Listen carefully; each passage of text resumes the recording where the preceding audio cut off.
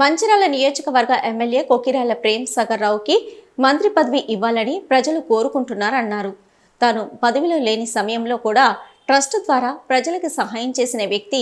ఎంతమంది పార్టీలు మారినా మొదటి నుంచి కాంగ్రెస్లోనే ఉంటూ ప్రజలకు పార్టీకి అండగా ఉంటున్న ప్రేమ్ సాగర్ రావుకి మంత్రి పదవి ఇస్తే ఉమ్మడి ఆదిలాబాద్ జిల్లాలో అభివృద్ధి పనులు జరుగుతాయని RP7 టీవీ గ్రౌండ్ రిపోర్ట్లో రిపోర్టర్ విజయ్ కుమార్ నారవళ్ళ ప్రజాభిప్రాయంలో తెలుసుకున్నారు.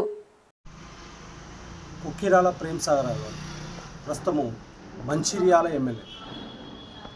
ఉమ్మడి ఆదిలాబాద్ జిల్లాలో ఈ పేరుకు ఒక బ్రాండ్ ఉంది.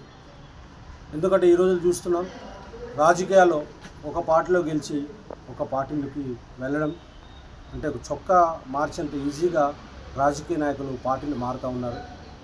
కానీ కొకిరాల ప్రేమ్ సాగర్ గారు మొదటి నుంచి ముందుగా కిరణ్ కుమార్ రెడ్డి ప్రభుత్వంలో ఎమ్మెల్సీగా పనిచేసి మొదటి నుండి ఇప్పటి వరకు ఈ రోజు వరకు కూడా ఎంతమంది కార్యకర్తలు ఎంతమంది నాయకులు వేరే పార్టీలకు వెళ్ళినప్పటికీ కొకిరాల ప్రేమ్ సాగర్ గారు ఇక్కడే కాంగ్రెస్లోనే మంచిర్యాలలోనే సేవ చేస్తూ తనకంటూ ఒక ట్రస్ట్ను ఏర్పాటు చేసుకొని ఆ ట్రస్ట్ ద్వారా అధికారంలో లేకున్నా కూడా ప్రజలకు సేవ చేస్తూ వస్తున్నారు.